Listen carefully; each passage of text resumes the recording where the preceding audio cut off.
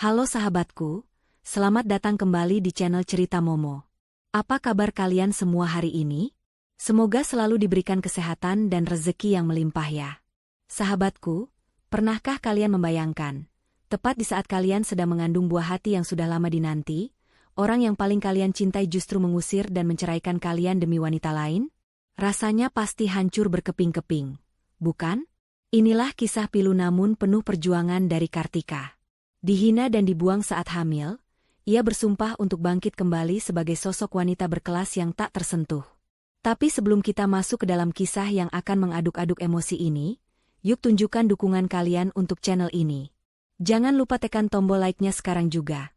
Dan pastikan kalian sudah subscribe serta menyalakan lonceng notifikasinya agar tidak ketinggalan cerita seru lainnya. Dan mari kita saling menyapa. Coba tuliskan nama kalian, asal kota kalian, dan ketik kata hadir di kolom komentar di bawah ini. Mimin ingin tahu siapa saja sahabat setia yang sudah siap menyimak kisah ini. Sudah siap? Tarik napas panjang, siapkan tisu, dan mari kita masuk ke ceritanya. Hujan turun dengan deras malam itu, seolah langit ikut menangis melihat nasib yang akan menimpa Kartika. Di dalam kamar yang luas namun terasa dingin itu, Kartika duduk di tepi ranjang dengan tangan gemetar. Ia menatap benda kecil berwarna putih di tangannya. 2 garis biru. Jelas dan tegas. Setelah 3 tahun penantian yang penuh air mata dan doa, akhirnya Tuhan menjawab keinginannya. Ia hamil. Senyum merekah di bibirnya yang pucat.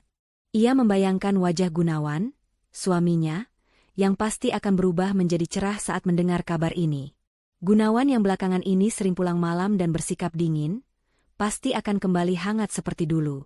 Suara deru mobil terdengar memasuki halaman rumah.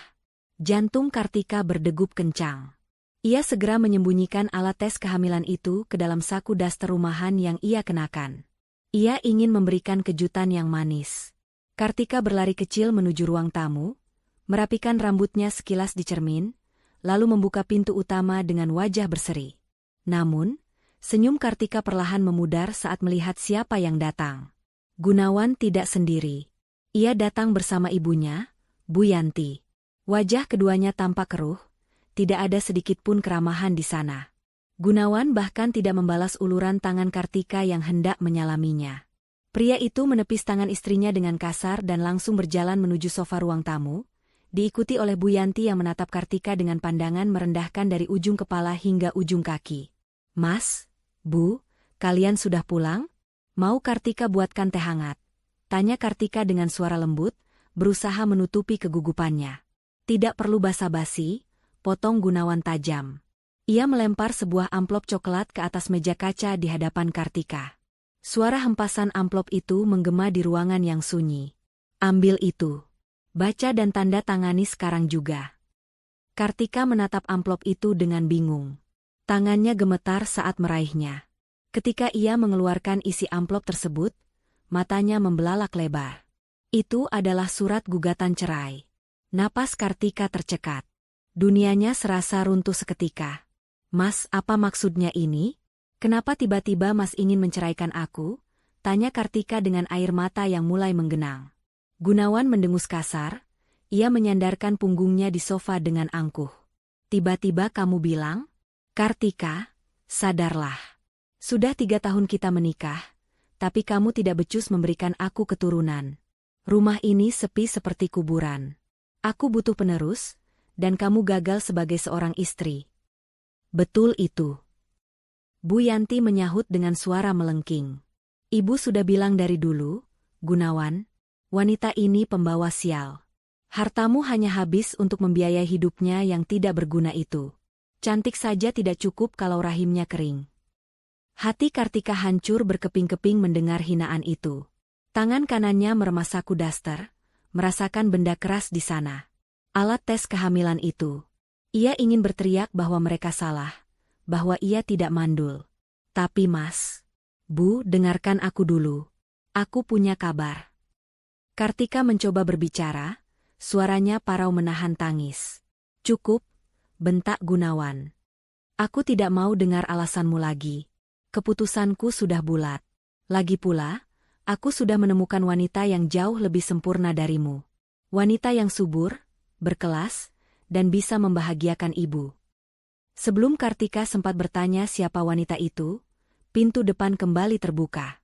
Seorang wanita muda dengan gaun merah ketat dan sepatu hak tinggi melangkah masuk dengan percaya diri. Aroma parfum mahal langsung menyeruak memenuhi ruangan. Itu Tania. Wanita yang selama ini Kartika kenal sebagai rekan kerja Gunawan, kini berjalan menghampiri Gunawan dan duduk di sampingnya dengan manja. Bahkan tanpa rasa malu menggelayut di lengan Gunawan di depan Kartika. "Perkenalkan, ini Tania. Calon istri baruku," ucap Gunawan tanpa rasa bersalah. Tania tersenyum sinis pada Kartika. "Halo, Mbak Kartika. Maaf ya, sepertinya posisi nyonya di rumah ini harus segera diganti. Kasihan Mas Gunawan kalau harus menunggu lebih lama lagi untuk punya anak. Dan asal kamu tahu," tambah Bu Yanti dengan mata berbinar menatap Tania, "Tania ini wanita hebat. Dia bahkan sudah memberikan bukti kesuburannya." Tania sedang mengandung anak Gunawan. Cucu laki-laki yang sudah lama ibu idam-idamkan. Kartika terdiam kaku.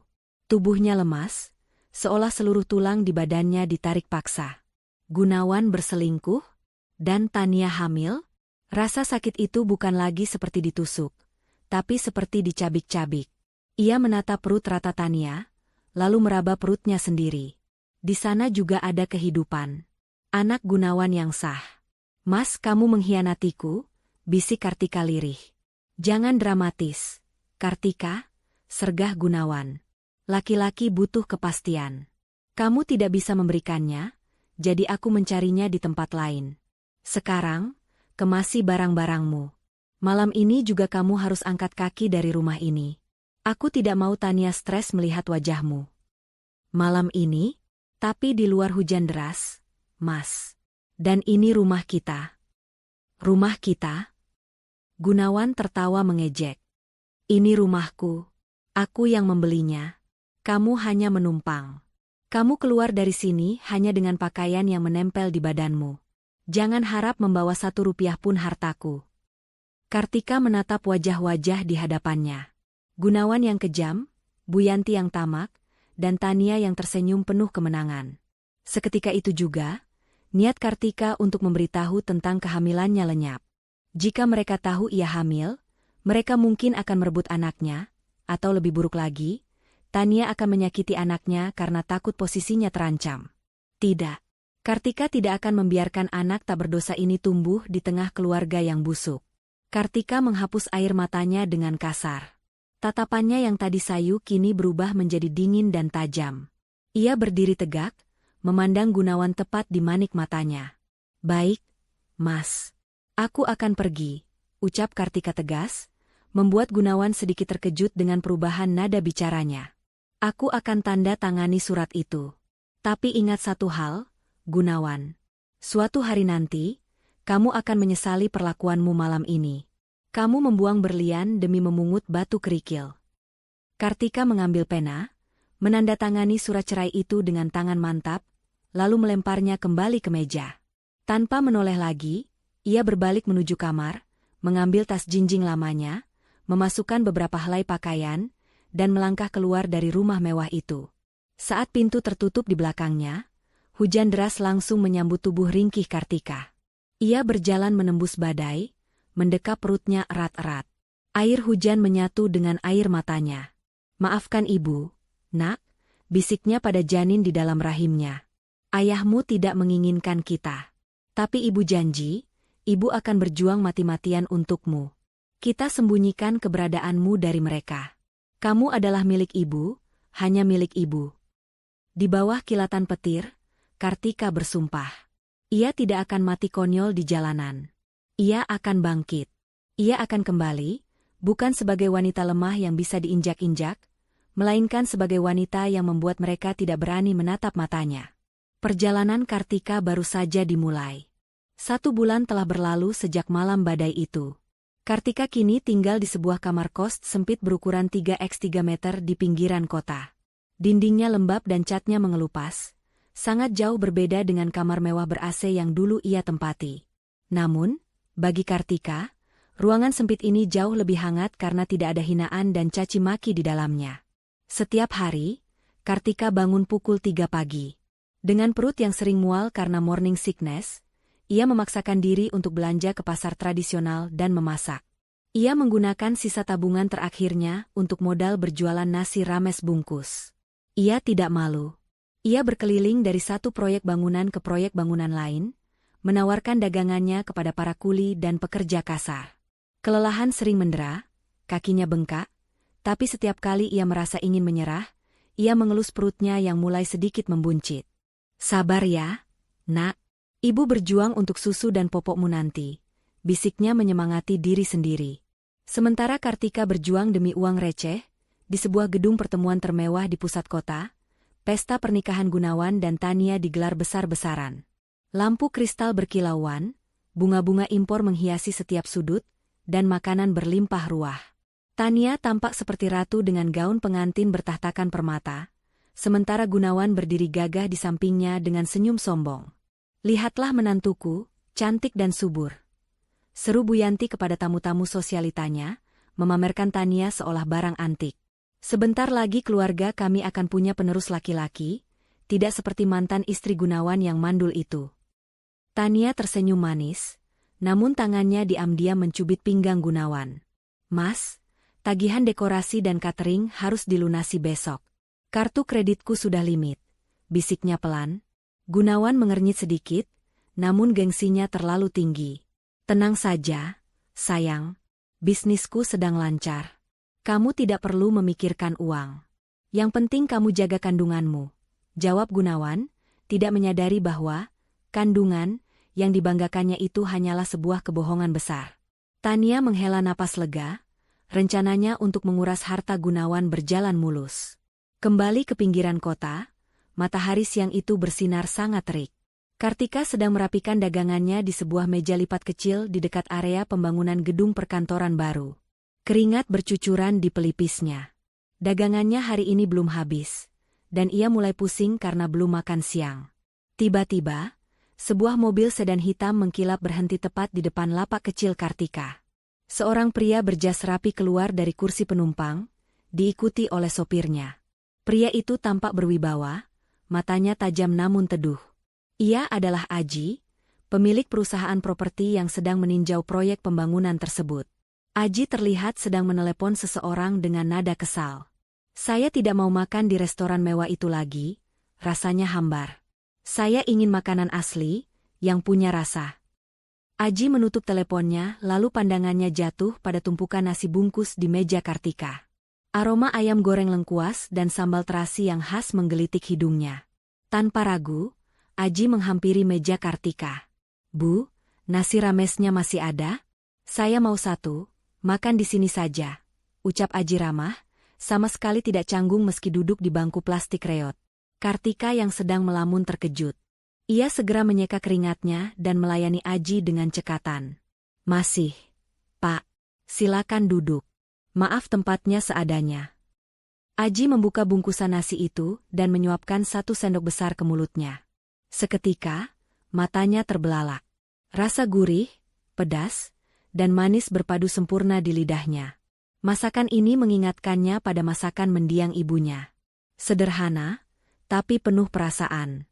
Tanpa sadar, Aji menghabiskan makanannya dengan lahap hingga tandas. Luar biasa, puji Aji sambil meminum air mineral gelas. Siapa yang memasak ini? Rasanya sangat otentik. Kartika tersenyum tipis, senyum tulus pertamanya setelah sekian lama. Saya sendiri yang memasak, Pak. Resep peninggalan ibu saya. Aji menatap Kartika lekat-lekat. Ia melihat wanita di hadapannya bukan sekadar pedagang nasi bungkus biasa. Meski pakaiannya sederhana dan wajahnya lelah, ada pancaran ketegaran dan keanggunan yang tidak bisa disembunyikan. Aji, yang memiliki insting bisnis tajam, melihat potensi besar. Namamu siapa? Tanya Aji. Kartika, Pak. Kartika, masakanmu ini terlalu enak untuk hanya dijual di pinggir jalan seperti ini, ucap Aji serius. Ia mengeluarkan kartu namanya dan meletakkannya di meja. Minggu depan saya ada acara gathering investor di kantor pemasaran proyek ini. Saya butuh catering untuk 100 orang. Saya ingin menu nasi rames seperti ini, tapi dikemas dalam kotak yang lebih eksklusif. Kamu sanggup? Kartika ternganga. 100 kotak? Itu pesanan terbesar yang pernah ia bayangkan. Keuntungan dari pesanan itu bisa untuk membayar sewa kos 2 bulan ke depan dan biaya periksa ke bidan. Sanggup, Pak. Sangat sanggup. Jawab Kartika dengan mata berbinar. Bagus. Hubungi nomor di kartu itu besok untuk urusan uang muka. Saya tunggu masakan terbaikmu, Kartika. Aji tersenyum, lalu beranjak pergi menuju mobil mewahnya. Sebelum masuk, ia sempat menoleh sekali lagi ke arah Kartika yang kini sedang sujud syukur kecil di balik meja dagangannya. Ada desiran hangat yang aneh di dada Aji, perasaan yang sudah lama tidak ia rasakan sejak istrinya meninggal dunia 5 tahun lalu. Hari itu menjadi titik balik bagi Kartika. Di saat Gunawan sedang menghamburkan uang untuk pesta semu yang penuh kepalsuan, Kartika baru saja membuka pintu gerbang menuju kesuksesannya sendiri. Takdir mulai memutar rodanya, mempertemukan Kartika dengan sosok yang akan mengubah hidupnya, bukan hanya sebagai pebisnis, tapi juga sebagai wanita yang dicintai dengan layak. Namun Kartika sadar, ia harus bekerja 2 kali lebih keras untuk membuktikan kepercayaan Aji, sambil tetap menyembunyikan perutnya yang kian hari kian membesar. 3 bulan pernikahan Gunawan dan Tania berjalan, namun suasana di rumah mewah itu mulai terasa panas, bukan karena gairah cinta, melainkan karena tumpukan tagihan yang menggunung. Gunawan duduk di ruang kerjanya, memijat pelipisnya yang berdenyut nyeri. Di hadapannya tergeletak lembar tagihan kartu kredit yang nominalnya membuat matanya membelalak. Puluhan juta rupiah habis hanya dalam waktu 2 minggu untuk tas bermerek, sepatu impor, dan perawatan spa. Tania, panggil Gunawan keras. Tania masuk ruangan dengan santai sambil mengunyah apel. Tangan kirinya mengelus perutnya yang mulai terlihat membuncit. Buncit yang sebenarnya hanyalah gumpalan kain dan bantalan silikon yang ia tata dengan rapi di balik gaun longgarnya. Ada apa sih, Mas? Teriak-teriak begitu, nanti anak kita kaget loh. Ucap Tania manja, menggunakan senjata ampuhnya. Lihat ini. Gunawan melempar kertas tagihan itu ke arah Tania. Kamu beli apa saja sampai sebanyak ini? Bisnisku sedang agak lesu bulan ini, Tania. Kamu harusnya berhemat, bukan malah menghamburkan uang seperti ini. Tania cemberut, lalu mulai memasang wajah sedih yang dibuat-buat. Mas kok perhitungan sekali sama istri sendiri? Aku belanja itu untuk menjaga penampilanku demi Mas juga. Lagi pula, aku sedang hamil, Mas. Bawaannya stres kalau tidak belanja. Kalau aku stres, nanti janinnya kenapa-napa, Mas mau tanggung jawab kalau sampai keguguran. Belum sempat Gunawan menjawab, Bu Yanti muncul di ambang pintu, wajahnya garang membela menantu kesayangannya. Heh, Gunawan, jangan bentak-bentak istrimu. Tania itu sedang mengandung cucu laki-laki penerus keluarga kita. Biarkan saja dia beli apa yang dia mau. Uang bisa dicari, tapi cucu laki-laki itu tidak ternilai harganya. Jangan sampai gara-gara kamu pelit, cucu ibu kenapa-napa. Gunawan terdiam, kalah telak. Kata, cucu laki-laki, adalah mantra yang selalu berhasil membungkamnya. Ia hanya bisa menelan kekesalannya bulat-bulat, tidak menyadari bahwa di balik punggungnya, Tania tersenyum licik penuh kemenangan. Tania tahu betul cara mengendalikan ibu dan anak itu. Namun, jauh di lubuk hatinya, Tania mulai cemas. Perut palsunya bisa ia atur. Tapi sampai kapan ia bisa menghindari pemeriksaan dokter bersama Gunawan? Setiap kali Gunawan ingin mengantarnya USG, Tania selalu punya 1000 alasan. Dokter langganannya cuti, sakit kepala mendadak, atau pura-pura sudah pergi duluan bersama teman sosialitanya. Sementara kekacauan finansial mulai menggerogoti rumah tangga Gunawan, di sisi lain kota, asap harum mengepul dari sebuah dapur sederhana yang kini disewa Kartika. Pesanan catering untuk acara kantor Aji sukses besar. Nasi kotak buatan Kartika menjadi buah bibir di kalangan rekan bisnis Aji. Rasanya yang otentik dan kemasannya yang kini lebih rapi berkat modal dari Aji, membuat pesanan terus mengalir.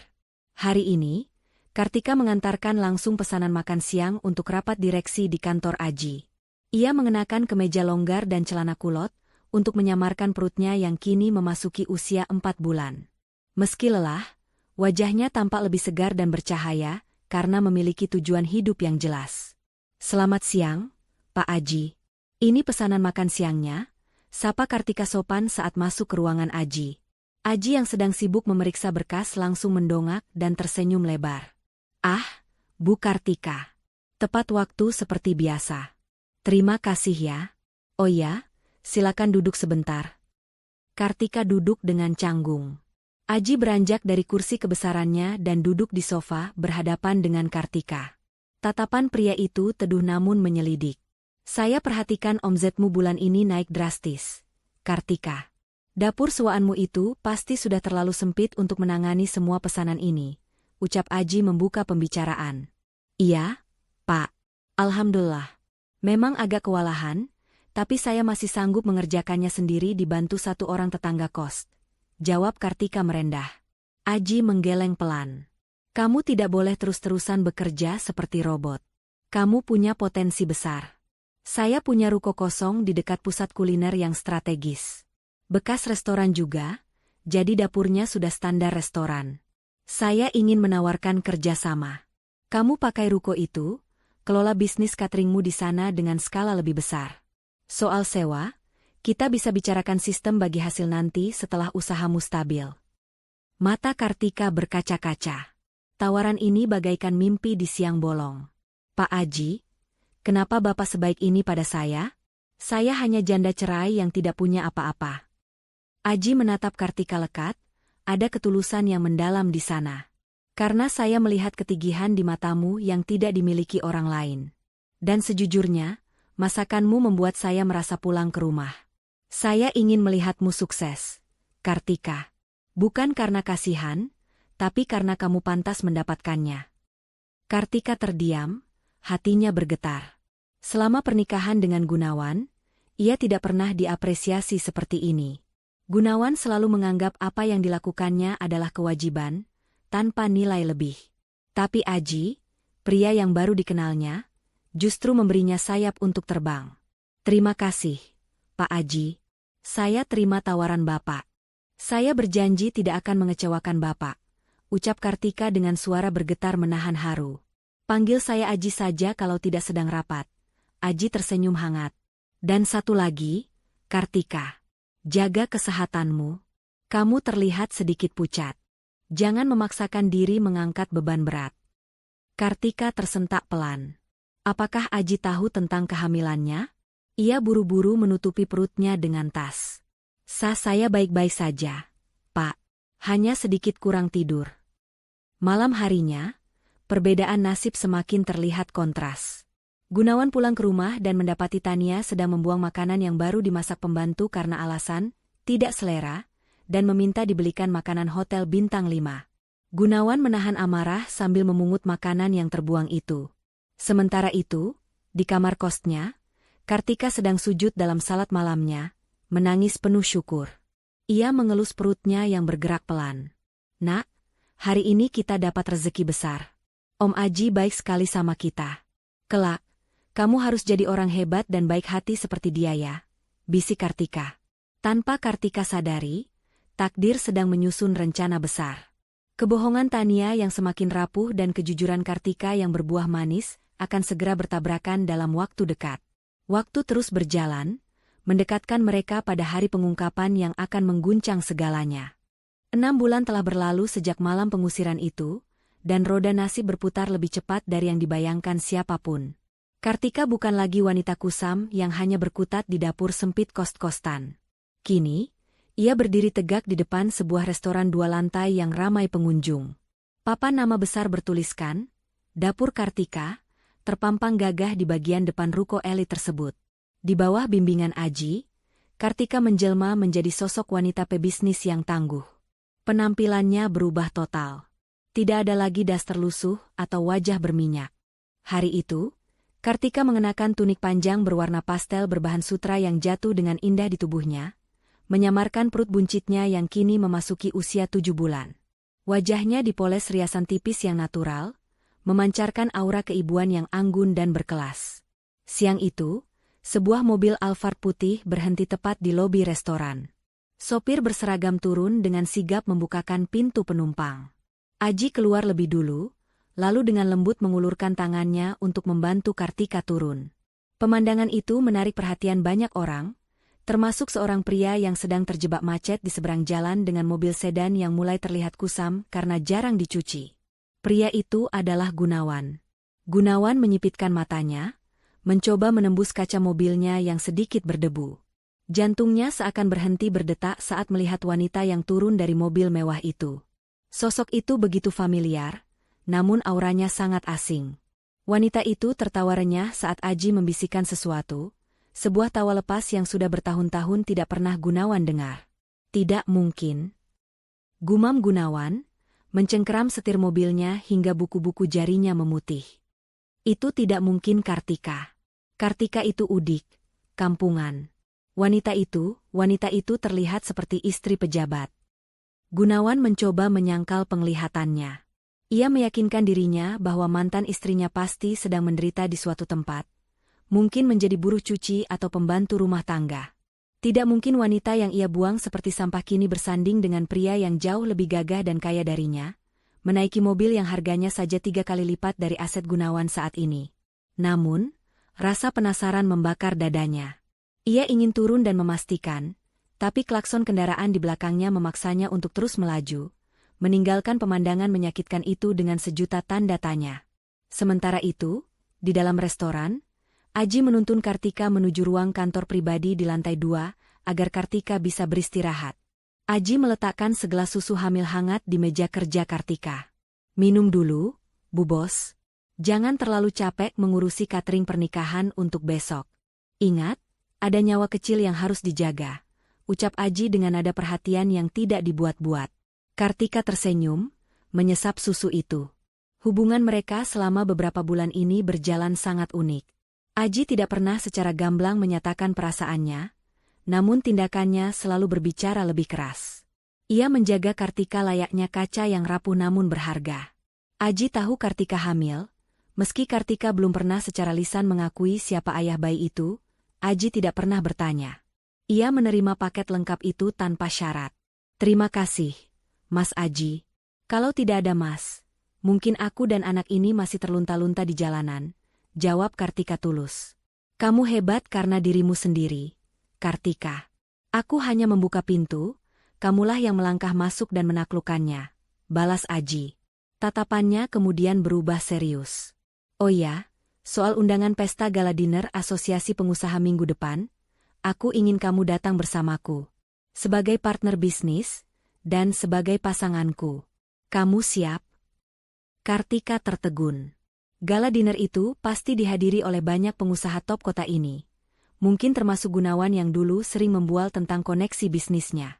Namun, alih-alih takut, sebuah keberanian muncul di hati Kartika. Ia bukan lagi Kartika yang dulu. "Aku siap, Mas. Aku akan datang." Berbanding terbalik dengan kesuksesan Kartika, suasana di rumah Gunawan semakin suram. Gunawan pulang dengan kepala pening, bayangan wanita mirip Kartika tadi masih menghantuinya. Begitu masuk kamar, ia berharap mendapat sambutan hangat. Namun yang ia dapati adalah Tania yang sedang berteriak-teriak di telepon, memarahi butik langganannya karena gaun yang dipesan tidak muat. "Dasar penjahit bodoh. Perutku ini sedang hamil mahal. Harusnya kalian buat ukurannya pas," bentak Tania, lalu melempar ponselnya ke kasur saat melihat Gunawan masuk. Gunawan menatap Tania dengan tatapan lelah. Perut Tania memang membesar, tapi ada yang aneh. Bentuknya kadang terlihat terlalu tinggi, kadang agak miring. Dan setiap kali Gunawan ingin menyentuhnya atau sekadar mendengarkan detak jantung bayi, Tania selalu menepis dengan alasan sensitif atau geli. "Mas, kamu melamun lagi," seru Tania, membuyarkan lamunan Gunawan. "Mana uang tambahannya? Ibu bilang dia mau arisan sosialita besok, dia butuh 5 juta lagi untuk beli tas baru biar tidak malu sama teman-temannya." 5 juta lagi? Suara Gunawan meninggi. "Tania, bulan ini omzet perusahaan turun drastis. Klien banyak yang lari. Kamu dan ibu bisanya cuma minta uang, dan uang. Kapan kalian mengerti kondisiku?" Tania melotot, lalu mulai mengeluarkan air mata buayanya. "Oh, jadi Mas mulai hitung-hitungan sama aku dan anakmu ini? Tega ya? Mas mau aku stres lalu keguguran? Ini cucu laki-laki lo, Mas. Cucu yang Mas idam-idamkan." Mendengar kata keguguran dan cucu laki-laki, amarah Gunawan langsung kempes seperti balon ditusuk jarum. Ia menghela napas panjang, merogoh dompetnya dengan kasar, dan melempar beberapa lembar kartu debit ke kasur. Ambil, habiskan saja semuanya sampai kita bangkrut. Gunawan membanting pintu kamar mandi, meninggalkan Tania yang langsung tersenyum licik sambil memungut kartu-kartu itu. Di bawah guyuran shower air dingin, Gunawan memejamkan mata. Bayangan wanita anggun yang turun dari Alphard tadi kembali muncul. Jika benar itu Kartika, betapa bodohnya dia. Dulu, Kartika tidak pernah meminta uang sepeser pun. Kartika bahkan rela makan nasi dengan garam demi Gunawan bisa membeli jas bagus untuk rapat. Kini, Gunawan hidup dengan lintah darat berwajah cantik bernama Tania. Sementara Kartika, jika benar itu dia, sedang meniti tangga menuju puncak dunia yang tidak bisa Gunawan gapai. Rasa penyesalan mulai tumbuh, kecil namun menyengat, bersiap untuk meledak ketika kebenaran akhirnya terungkap. Langit sore tampak labu, senada dengan suasana hati Gunawan yang sedang duduk termenung di kursi kebesarannya. Ruangan kantor yang dulu menjadi simbol kejayaannya kini terasa seperti penjara. Telepon di mejanya berdering tanpa henti, namun Gunawan membiarkannya. Ia tahu siapa yang menelepon. Para pemasok bahan baku yang menagih pembayaran, atau mungkin pihak bank yang mengingatkan tentang jatuh tempo cicilan rumah mewah yang ia tempati. Pak Gunawan, sekretarisnya mengetuk pintu dengan wajah takut-takut. Supplier baja mengancam akan menyetop pengiriman kalau tagihan bulan lalu tidak dilunasi hari ini. Gunawan memijat pelipisnya yang serasa mau pecah. Bilang pada mereka, minta waktu 1 minggu lagi. Dana cair minggu depan. Tapi Pak, mereka sudah tidak percaya. Mereka bilang Bapak sudah janji 3 kali. Cicit sekretaris itu. Urus saja. Gunakan alasan apa kek? Saya bayar kamu untuk kerja, bukan untuk menambah pusing kepala saya. Bentak Gunawan. Sekretaris itu buru-buru menutup pintu, meninggalkan Gunawan yang kini membanting berkas ke lantai. Napasnya memburu. Sejak menikahi Tania, arus kas perusahaannya berantakan. Uang yang seharusnya diputar untuk modal usaha justru tersedot, untuk membiayai gaya hidup Tania dan Bu Yanti. Dulu, saat masih bersama Kartika, keuangan mereka sangat stabil. Kartika adalah manajer keuangan rumah tangga yang hebat. Dengan pendapatan Gunawan yang belum seberapa kala itu, Kartika bisa menyisihkan tabungan, investasi emas kecil-kecilan, dan tetap menyajikan makanan lezat di meja makan. Mengingat makanan, perut Gunawan berbunyi. Ia belum makan siang. Bayangan sayur asem dan ikan asin buatan Kartika tiba-tiba menari di pelupuk matanya. Sederhana, tapi penuh cinta. Rasa rindu yang menyakitkan tiba-tiba menyergap dadanya. Dengan langkah gontai, Gunawan memutuskan pulang lebih awal, berharap bisa beristirahat sejenak di rumah. Namun, harapan tinggal harapan. Begitu membuka pintu rumah, suara lengkingan Bu Yanti langsung menyambutnya. Nah, ini dia sumber uang kita datang. Seru Bu Yanti yang sedang duduk santai di sofa sambil memijat kakinya. Gunawan, kamu itu gimana sih? AC di kamar ibu rusak sudah 2 hari kok, tidak dipanggilkan tukang servis? Panas tahu. Ibu tidak bisa tidur. Gunawan menghela napas panjang, melepas dasinya dengan kasar. Bu, aku baru saja masuk rumah. Bisakah ibu tanya dulu? Gunawan, kamu capek tidak? Sudah makan belum? Kenapa yang pertama keluar selalu keluhan? Bu Yanti mendelik. Heh, kamu berani melawan ibu sekarang? Sejak kapan kamu jadi anak durhaka begini? Dulu waktu sama si Kartika itu kamu penurut, kenapa sekarang jadi pembangkang? Gunawan terdiam. Dulu ia penurut karena Kartika selalu menengahi, selalu menenangkan emosi ibunya, dan diam-diam menyelesaikan masalah rumah tangga tanpa membebani Gunawan. Sekarang, tidak ada lagi peredam itu. Belum sempat Gunawan duduk, Tania turun dari lantai 2 dengan wajah berseri-seri sambil menenteng 2 tas belanja besar bermerek terkenal. Mas Gunawan sudah pulang. Lihat nih, Mas, aku beli stroller bayi impor dari Eropa. Harganya cuma 25 juta, lagi diskon lo dari harga 40 juta. Murah banget kan? Celoteh Tania antusias, menyodorkan kwitansi ke wajah suaminya. Mata Gunawan membelalak melihat angka di kertas itu. Darahnya mendidih. 25 juta? Tania, kamu gila? Tagihan supplier kantor macet, listrik rumah hampir diputus, dan kamu beli kereta bayi seharga motor. Senyum di wajah Tania seketika lenyap, berganti dengan raut wajah tersinggung yang dibuat-buat. Kok Mas bentak aku sih? Ini kan demi anak kita. Mas mau cucu pewaris keluarga ini ditaruh di kereta bayi murahan yang keras dan bikin sakit punggung? Mas tegas sama darah daging Mas sendiri? Tapi tidak harus semahal ini, Tania. Kita sedang krisis, teriak Gunawan, suaranya menggema di seluruh ruangan. Tania mulai menangis meraung-raung, sebuah akting yang semakin hari semakin mahir ia mainkan. Aduh perutku sakit. Mas. Aduh. Kram. Ibu. Tolong. Mas Gunawan jahat, dia bikin aku stres. Anakku, anakku. Bu Yanti langsung panik dan menghampiri Tania, lalu menatap Gunawan dengan nyalang. Lihat. Lihat ulahmu. Istrimu sampai kesakitan begitu. Kalau sampai cucu ibu kenapa-napa, ibu tidak akan memaafkanmu, Gunawan. Cepat minta maaf dan bayar itu strollernya. Gunawan berdiri mematung. Kepalanya terasa pening melihat drama di hadapannya. Ia merasa terjebak. Ia ingin marah, tapi ketakutan kehilangan anak laki-laki itu menahannya. Dengan perasaan kalah yang amat sangat, Gunawan mengambil kwitansi itu dan meremasnya. Baik, aku bayar. Tapi ini terakhir kalinya kamu belanja tanpa izinku, ucap Gunawan dingin, lalu berjalan gontai menuju kamarnya. Di dalam kamar yang dingin dan sunyi, Gunawan duduk di tepi ranjang. Ia melihat ke arah meja rias yang kini penuh dengan botol parfum dan kosmetik mahal milik Tania. Dulu, meja itu hanya berisi bedak dan lipstik sederhana milik Kartika. Gunawan membuka laci meja kerjanya, mencari obat sakit kepala. Tangannya tak sengaja menyentuh sebuah buku kecil bersampul batik. Itu buku catatan pengeluaran rumah tangga yang tertinggal, tulisan tangan Kartika. Gunawan membukanya. Rapi sekali. Tanggal 1, gaji Mas Gunawan masuk. Bayar listrik, air, sisihkan untuk tabungan haji ibu, sisihkan untuk servis motor Mas Gunawan. Sisa belanja pasar, cukup, Mas Gunawan suka ayam goreng. Air mata menetes di pipi Gunawan. Ia baru menyadari betapa bodohnya ia. Ia memiliki seorang manajer keuangan, koki handal, dan istri yang penuh pengabdian bernama Kartika.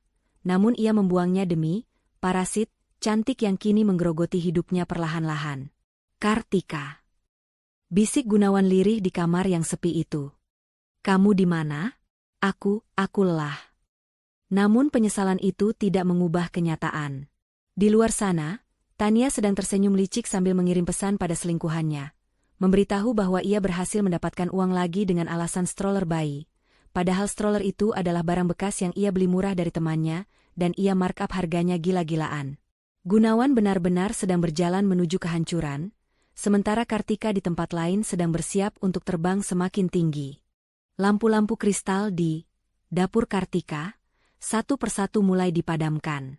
Para karyawan sudah pulang setengah jam yang lalu, menyisakan keheningan yang menenangkan di restoran 2 lantai itu. Namun, di sudut ruangan dekat jendela besar yang menghadap ke jalan raya, Kartika masih duduk memeriksa laporan keuangan bulanan. Perutnya yang kini memasuki usia 8 bulan terlihat menonjol di balik gamis longgar berwarna peach yang ia kenakan. Sesekali ia meringis pelan, merasakan tendangan kecil dari sang janin yang seolah ikut bersemangat menemani ibunya bekerja. Belum pulang, Bu Bos? Suara bariton yang lembut membuat Kartika menoleh. Aji berdiri di sana, mengenakan kemeja putih yang lengan bajunya digulung sebatas siku, membawa segelas air hangat. Pria itu baru saja selesai rapat dengan klien di lantai 3 gedung sebelah, namun menyempatkan diri mampir seperti kebiasaannya setiap malam. Sebentar lagi, Mas. Tanggung, tinggal sedikit lagi, jawab Kartika sambil tersenyum menerima gelas air itu. Aji menarik kursi di hadapan Kartika, duduk dan menatap wanita itu lekat-lekat. Ada guratan lelah di wajah Kartika, namun mata wanita itu memancarkan binar kekuatan yang selalu membuat Aji kagum. Aji menghela napas pelan, seolah sedang mengumpulkan keberanian untuk sesuatu yang besar. Kartika, panggil Aji pelan namun tegas. Kartika meletakkan penanya. Ya, Mas. Aji tidak langsung menjawab. Ia merogoh saku celananya dan mengeluarkan sebuah kotak bludru kecil berwarna biru tua. Ia meletakkannya di atas meja, tepat di samping tangan Kartika yang sedang memegang gelas. Jantung Kartika seakan berhenti berdetak sesaat. Mas Aji, ini? Aku bukan pria yang pandai merangkai kata-kata manis seperti pujangga. Kartika, Aji memulai, suaranya sedikit bergetar namun tatapannya mantap mengunci manik mata Kartika. Aku sudah melihatmu di titik terendahmu, saat kamu berjuang demi sesuap nasi di pinggir jalan. Aku melihatmu bangkit, bekerja keras tanpa mengeluh, dan menjadi wanita hebat seperti sekarang. Tapi yang paling membuatku jatuh hati bukan kesuksesanmu, melainkan ketulusan dan ketangguhanmu sebagai seorang calon ibu. Aji menjeda sejenak, lalu tangannya bergerak perlahan menyentuh punggung tangan Kartika. Aku tahu masa lalumu menyakitkan. Aku tahu kamu mungkin trauma untuk memulai lagi. Tapi, izinkan aku menghapus trauma itu.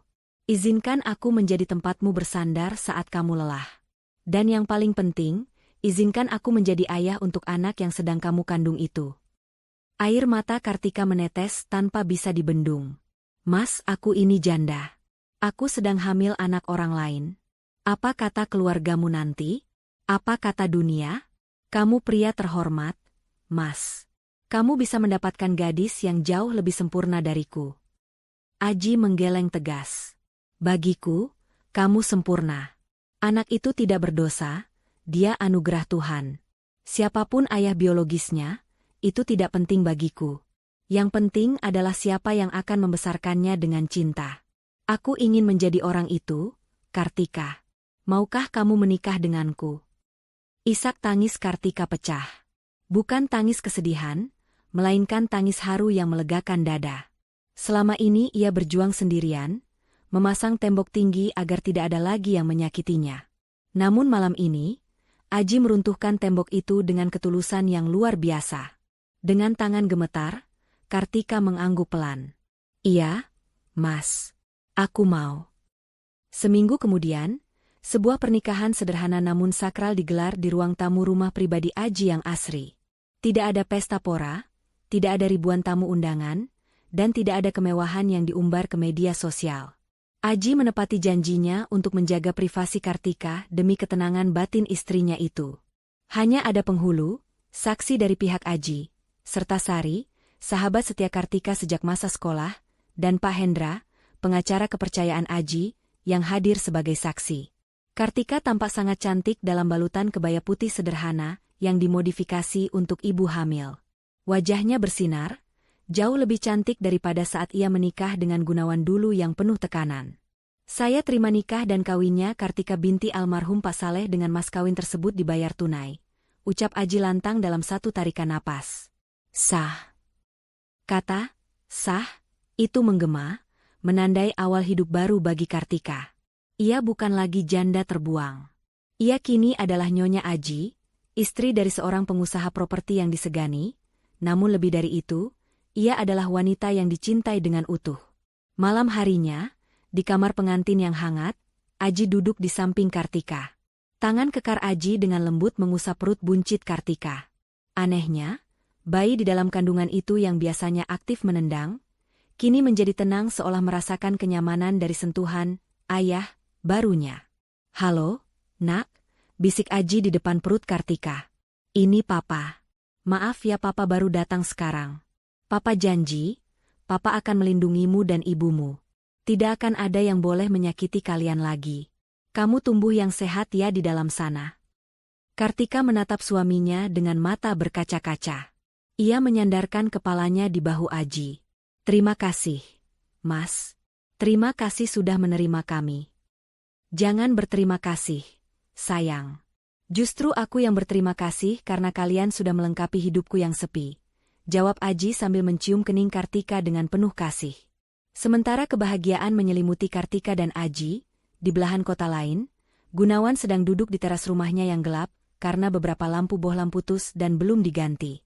Ia menatap layar ponselnya, melihat foto-foto lama di galerinya yang belum sempat ia hapus.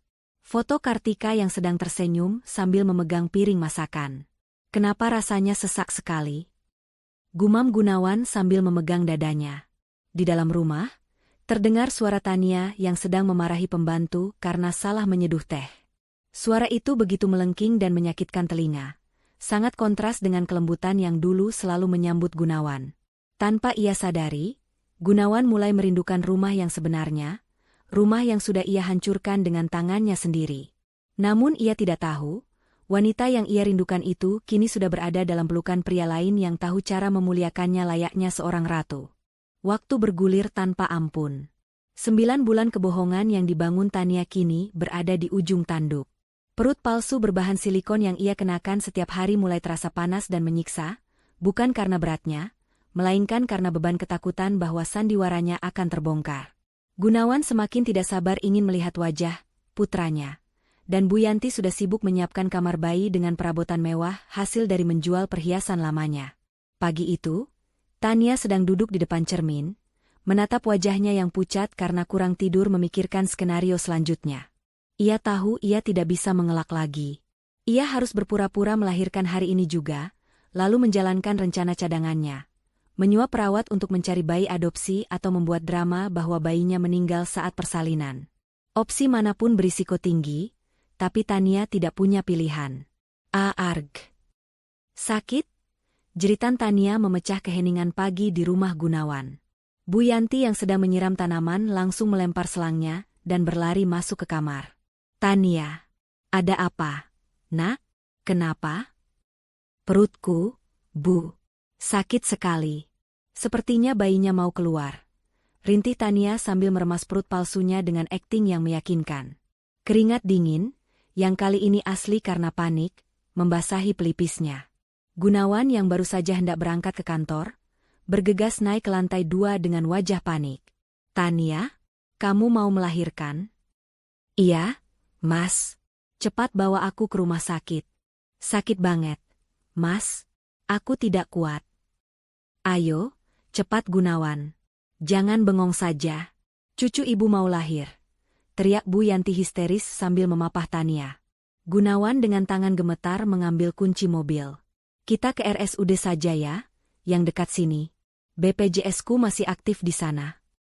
Mendengar kata RSUD dan BPJS, Tania langsung melotot di sela-sela jeritannya. Apa? Mas gila ya? Aku mau melahirkan pewarismu di RSUD yang penuh sesak? Tidak. Aku mau ke rumah sakit Grand Medica. Aku mau pelayanan VVIP. Tapi Tania, biayanya? Gunawan mencoba membantah. Keuangannya sedang sekarat. Kartu kreditnya sudah limit semua. Mas pilih uangmu atau nyawa anak laki-lakimu? Ancam Tania dengan suara melengking.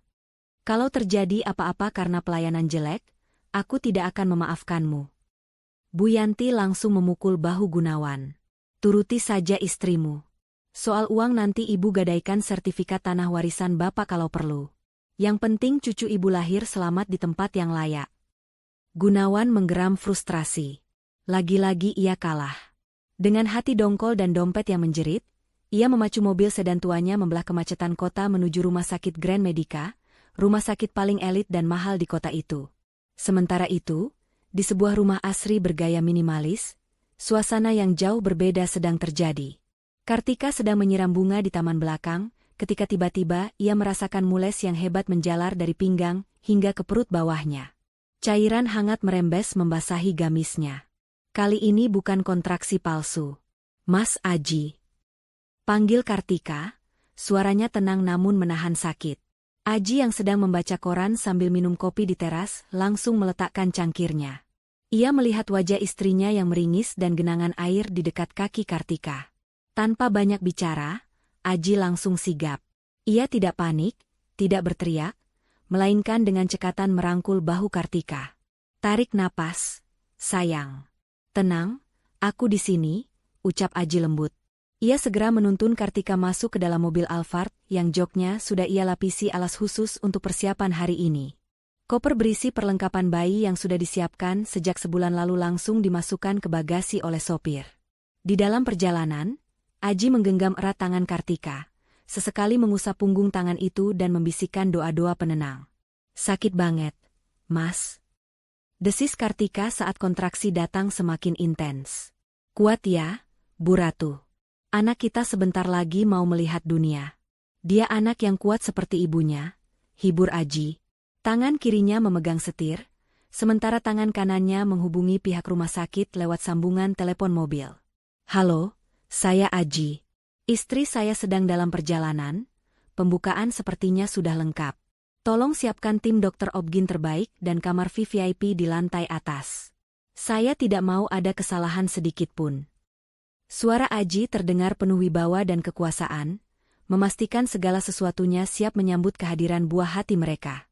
Takdir seolah sedang bermain lelucon. Mobil sedan butut Gunawan yang AC-nya mati nyala, dan mobil mewah Aji yang melaju mulus, kini mengarah ke titik koordinat yang sama. Rumah sakit Grand Medica. Tempat di mana kebenaran yang selama ini tertutup rapat akan segera terungkap di bawah sorot lampu ruang bersalin. Gunawan tiba lebih dulu. Ia memarkir mobilnya sembarangan di depan lobi IGD, membuat satpam menegurnya.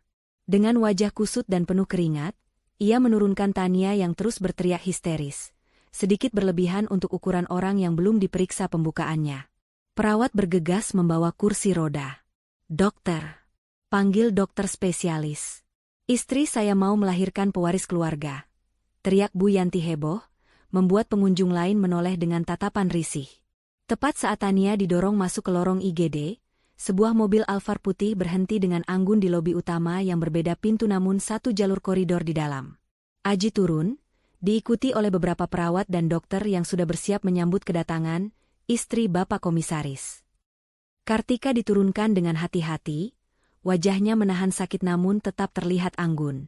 Dua rombongan itu kini bergerak menuju lift yang sama. Rombongan Gunawan yang berisik dan panik karena takut ketahuan bohongnya, dan rombongan Aji yang tenang namun penuh urgensi medis yang nyata. Pintu lift terbuka, dan takdir mempertemukan mereka dalam satu kotak besi yang bergerak naik itu. Suasana di dalam kotak besi yang bergerak naik itu seketika berubah menjadi hening dan mencekam. Hanya terdengar dengungan mesin lift dan suara napas yang memburu. Gunawan berdiri mematung di pojok lift, matanya nyaris keluar dari kelopaknya saat menatap sosok wanita yang duduk di kursi roda di hadapannya. Itu Kartika, mantan istrinya yang ia usir di tengah badai 6 bulan lalu. Namun, wanita di depannya ini tampak sangat berbeda. Kartika mengenakan gamis hamil berbahan sutra yang terlihat mahal. Wajahnya meski menahan sakit tetap memancarkan aura keanggunan yang tidak pernah Gunawan lihat sebelumnya. Dan yang paling membuat jantung Gunawan seakan berhenti berdetak adalah perut buncit Kartika yang sangat besar dan nyata. Kartika? Suara Gunawan tercekat di tenggorokan, terdengar seperti bisikan orang yang sedang melihat hantu. Bu Yanti yang sedang sibuk mengipasi Tania dengan majalah bekas langsung menoleh. Matanya membelalak lebar, penuh rasa jijik bercampur kaget. Astaga! Si mandul ini ada di sini? Dan perut itu. Bu Yanti menunjuk perut Kartika dengan telunjuk gemetar. Kamu hamil? Tania, yang sedang mati-matian menjaga posisi bantal perut di balik bajunya agar tidak miring karena guncangan kursi roda tadi, ikut melirik sinis. Ketakutan Tania akan terbongkarnya rahasia sejenak tertutup oleh rasa irinya, melihat penampilan Kartika yang jauh lebih glowing darinya. Cih, paling anak haram, cibir Tania, melupakan akting sakitnya sejenak. Baru cerai langsung hamil besar begitu? Dasar wanita murahan. Pasti hamil duluan dengan pria lain, makanya dicerai Mas Gunawan. Darah Gunawan mendidih mendengar hasutan Tania. Ego laki-lakinya yang rapuh seketika terusik. Tanpa mempedulikan pria gagah yang berdiri di samping Kartika, Gunawan melangkah maju mendekati kursi roda mantan istrinya. Wajahnya merah pada menahan amarah yang tidak beralasan. Jawab, Kartika. Sentak Gunawan kasar. Kau ngapain di sini? Hamil? Anak siapa itu? Pasti hasil menjajakan diri ya setelah cerai dariku? Kau jual harga dirimu demi bisa masuk rumah sakit mewah ini, kan? Jawab. Kalimat itu meluncur tajam, menusuk hati siapapun yang mendengarnya. Di kursi roda, Kartika hanya memejamkan mata, meremas tangan Aji lebih kuat saat kontraksi hebat kembali datang menghantam rahimnya. Ia tidak sudi menjawab fitnah keji itu. Bibirnya terkatup rapat, menyimpan tenaganya untuk perjuangan melahirkan nanti, bukan untuk meladeni manusia-manusia yang sudah tidak punya hati nurani. Aji yang sejak tadi diam memperhatikan, perlahan menoleh. Tatapannya dingin dan tajam, menusuk langsung ke manik mata Gunawan, membuat nyali Gunawan sedikit menciut. Aji tidak berteriak, ia tidak memaki, namun aura kekuasaan yang menguar dari tubuhnya membuat udara di dalam lift terasa berat. Jaga mulut Anda, Tuan, ucap Aji dengan suara rendah, berat, dan penuh penekanan. Satu kata lagi Anda menghina istri saya. Saya pastikan Anda keluar dari gedung ini tanpa nama baik yang tersisa. Istri? Gunawan tertawa mengejek, tawa yang terdengar sumbang. Jangan bodoh, Pak. Anda ditipu. Wanita ini bekas saya. Dia itu mandul. 3 tahun menikah dengan saya dia tidak bisa hamil. Kalau sekarang dia hamil, itu pasti anak antah berantah yang tidak jelas bapaknya. Ting. Perdebatan panas itu terpotong oleh suara denting lift. Pintu logam terbuka di lantai 5, lantai khusus VVIP Emerald. Pemandangan di luar lift seketika membungkam mulut Gunawan dan Bu Yanti. Di koridor yang berlantaikan marmer mengkilap itu, Direktur rumah sakit beserta tim dokter spesialis lengkap sudah berbaris rapi menunggu. Selamat datang, Ibu Kartika, sapa sang direktur rumah sakit dengan sangat hormat, bahkan sedikit membungkuk sopan. Ruang persalinan VVIP sudah kami siapkan dengan peralatan terlengkap. Dokter anestesi dan dokter anak juga sudah standby. Mari kami bantu. Para perawat senior dengan seragam rapi segera mengambil alih kursi roda Kartika dengan gerakan halus, memperlakukannya bak seorang ratu kerajaan yang sangat penting.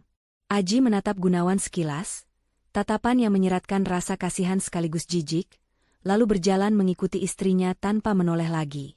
Punggung tegap Aji dan keanggunan Kartika perlahan menjauh, masuk ke balik pintu ganda kaca buram yang bertuliskan, steril area, VVIP.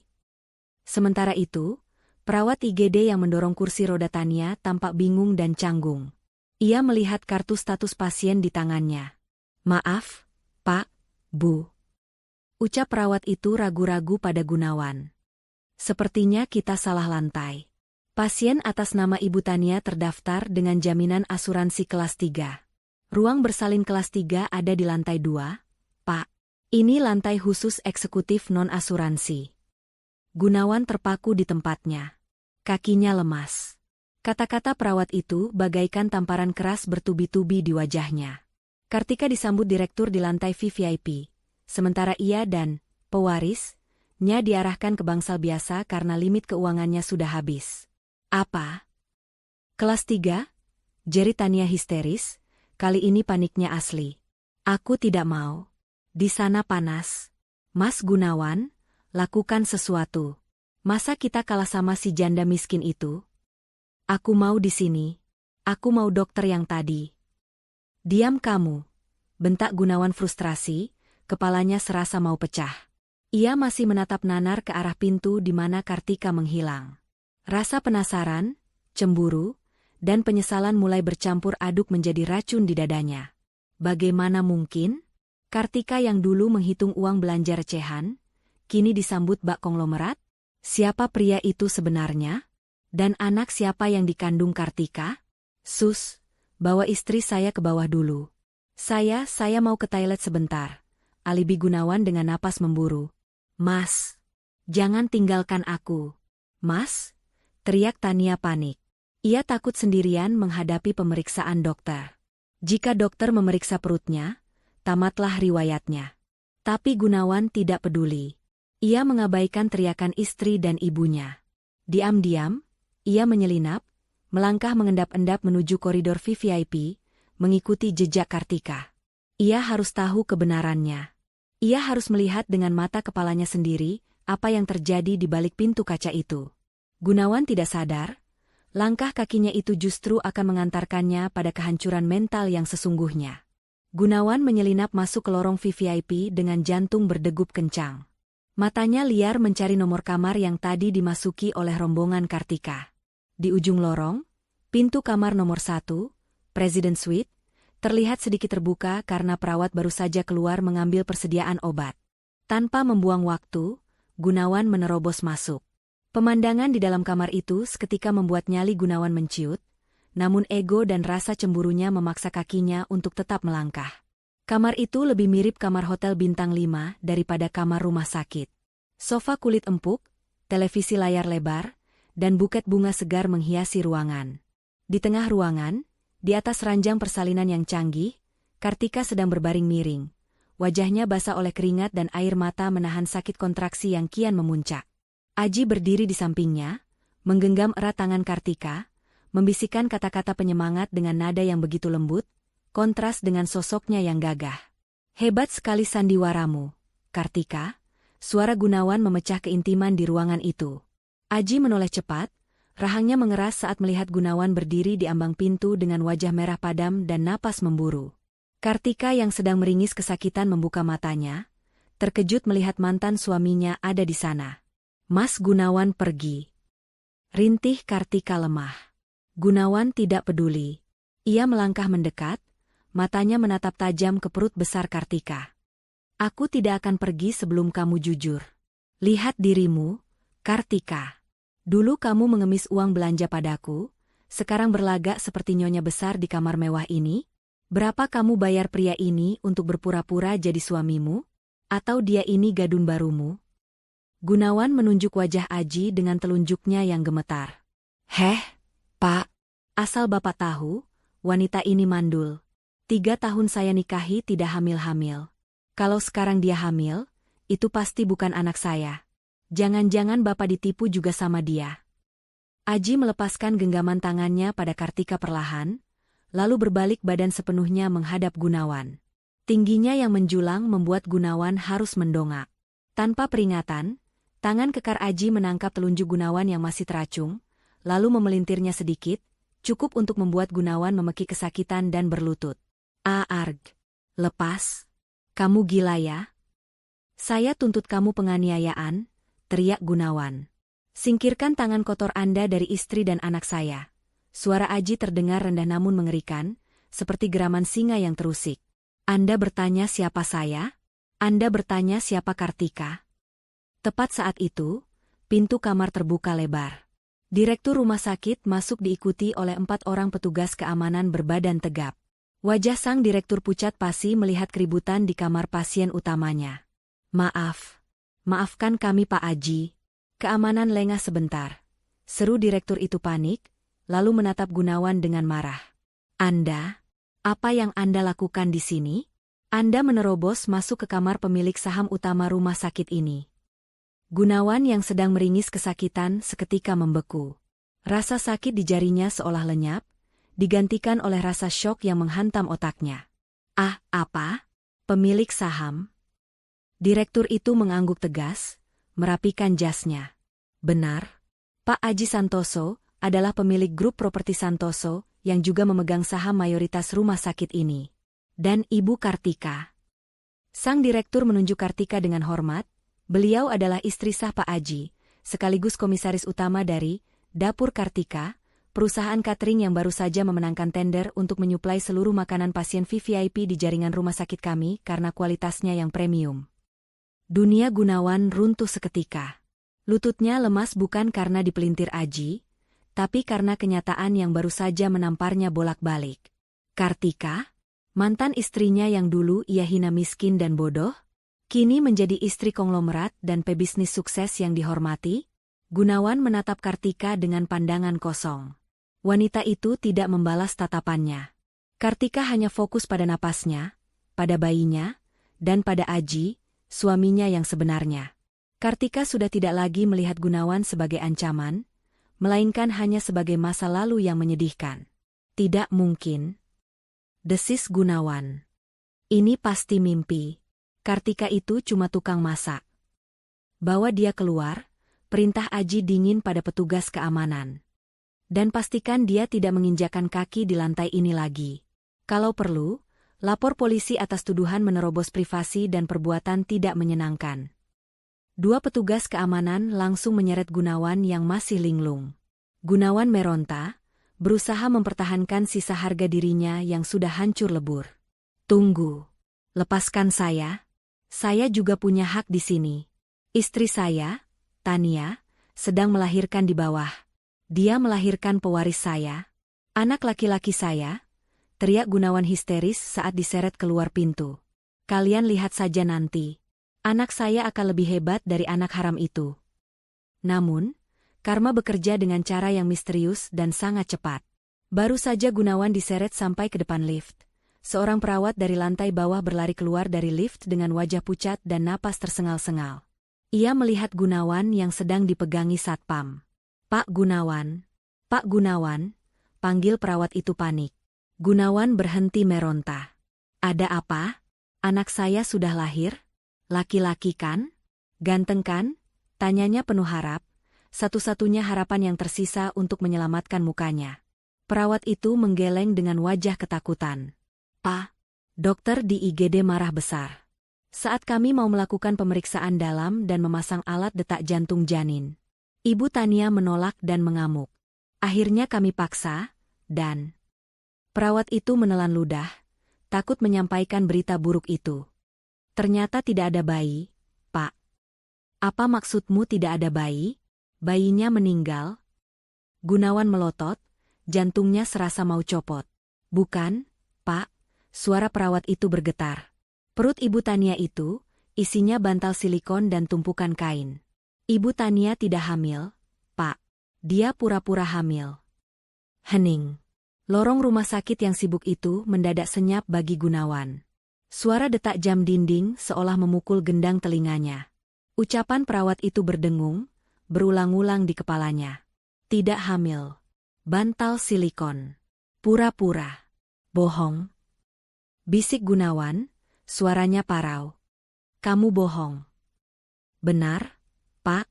Sekarang Ibu Tania sedang ditahan oleh administrasi karena mencoba kabur setelah ketahuan, dan Ibu Yanti pingsan di ruang tunggu. Lanjut perawat itu. Gunawan ambruk ke lantai. Kakinya tidak lagi mampu menopang tubuhnya. Di lantai atas, di kamar mewah itu, Kartika sedang berjuang melahirkan buah hati yang nyata, anak yang dulu Gunawan tolak dan sia-siakan. Sementara di sini, ia baru saja menyadari bahwa ia telah membuang seluruh hidupnya, hartanya, dan keluarganya demi sebuah perut karet berisi angin.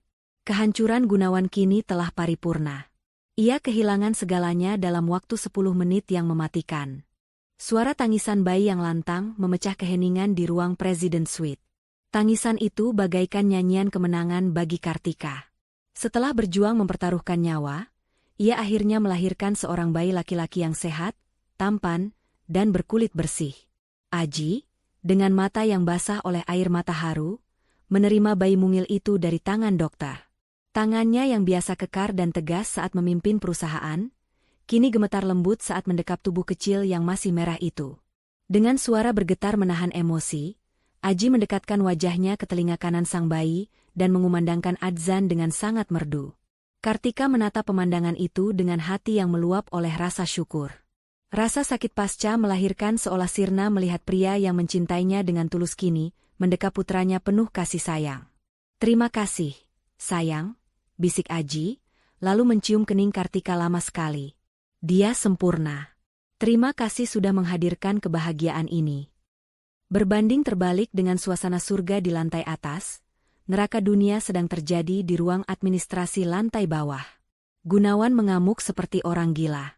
Ia membanting bantal silikon yang tadi dikeluarkan paksa oleh perawat dari balik baju Tania ke lantai keramik rumah sakit. Dasar wanita ular. Kamu tipu aku. Kamu tipu ibuku. Teriak Gunawan di depan wajah Tania yang kini terpojok ketakutan, riasan wajahnya luntur berantakan oleh air mata dan keringat. Habisnya mas pelit. Tania membalas tak mau kalah, sifat aslinya yang matre akhirnya keluar tanpa topeng. Kalau aku tidak pura-pura hamil, Mas tidak akan mau belikan aku tas, sepatu, dan perhiasan itu kan? Mas itu bodoh.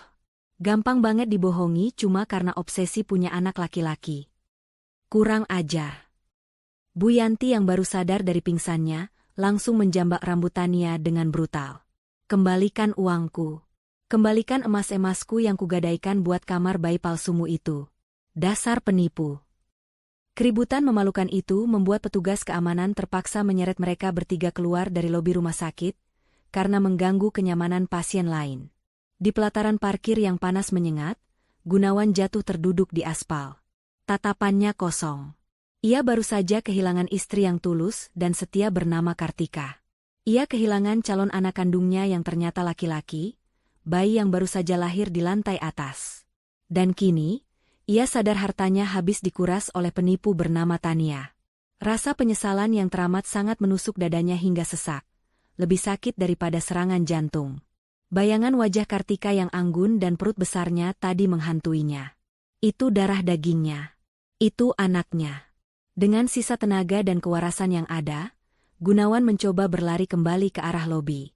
Ia ingin bersujud di kaki Kartika. Ia ingin melihat wajah anaknya walau hanya sedetik. Minggir. Saya mau ketemu istri saya. Saya mau lihat anak saya, racau Gunawan saat dihadang di pintu masuk. Namun, langkahnya terhenti tembok manusia. Pak Hendra, pengacara Aji, berdiri tegap menghalangi pintu masuk lobi VVIP bersama 4 petugas keamanan bertubuh besar. Pak Hendra menatap Gunawan dengan tatapan dingin, lalu menyodorkan sebuah map merah. Tanda tangani ini, Pak Gunawan. Surat pernyataan bahwa Anda tidak akan pernah mendekati klien saya, Ibu Kartika, dan putranya dalam radius 100 meter. Ingat surat cerai yang Anda buat sendiri 6 bulan lalu? Di sana tertulis Anda menuduh Ibu Kartika mandul dan Anda tidak menginginkan hak asuh anak apapun darinya. Secara hukum, Anda adalah orang asing bagi bayi itu. Tapi itu anak kandungku, itu darah dagingku. Lirih Gunawan, air matanya tumpah membasahi kemejanya yang kusut. Bapak bukan ayahnya, potong Pak Hendra tegas, menusuk ulu hati Gunawan. Ayahnya adalah Pak Aji, pria yang mengazani bayi itu, pria yang menjaga ibunya saat Anda membuangnya ke jalanan di tengah hujan badai. Pulanglah, Pak. Nikmati sisa hidup Anda dengan penyesalan. Itu hukuman penjara seumur hidup yang paling pantas untuk Anda. Gunawan terpaku. Ia mendongak ke atas, ke jendela kaca besar di lantai 5 gedung rumah sakit itu. Dari kejauhan, ia melihat siluet Aji yang sedang menggendong bayi di dekat jendela, dan Kartika yang tersenyum bahagia di sampingnya. Pemandangan keluarga kecil yang sempurna itu begitu dekat di mata, namun tak akan pernah bisa ia sentuh lagi selamanya. Gunawan berbalik, melangkah gontai meninggalkan rumah sakit dengan jiwa yang mati, diiringi teriakan Bu Yanti dan Tania yang masih saling menyalahkan di parkiran. Ia kalah. Benar-benar kalah telak. Di dalam kamar VVIP yang sejuk, Kartika menatap putranya yang tertidur lelap dalam dekapan Aji. Ia tidak lagi memikirkan dendam pada Gunawan. Melihat kehancuran Gunawan tidak memberinya kepuasan, karena kebahagiaan terbesarnya adalah kedamaian yang ia miliki sekarang. Selamat datang di dunia, nak, bisik Kartika dalam hati. Kita aman sekarang. Masa lalu sudah tertutup rapat. Kartika tersenyum, menyadari bahwa ia telah memenangkan pertarungan hidup ini. Bukan dengan membalas kejahatan dengan amarah, tapi dengan menjadi bahagia, sukses, dan dicintai dengan layak. Ia telah kembali, bukan sebagai janda yang terbuang, melainkan sebagai nyonya besar yang tak tersentuh, ratu di istana kebahagiaannya sendiri. Pesan moral, jangan pernah membuang, berlian, yang tulus demi memungut, batu kali, hanya karena silau sesaat oleh nafsu dan gengsi. Karma itu nyata, kesabaran dan kerja keras akan selalu berbuah manis dan mengangkat derajat seseorang. Sementara pengkhianatan dan kesombongan hanya akan menuntun pada kehancuran dan penyesalan yang tiada akhir.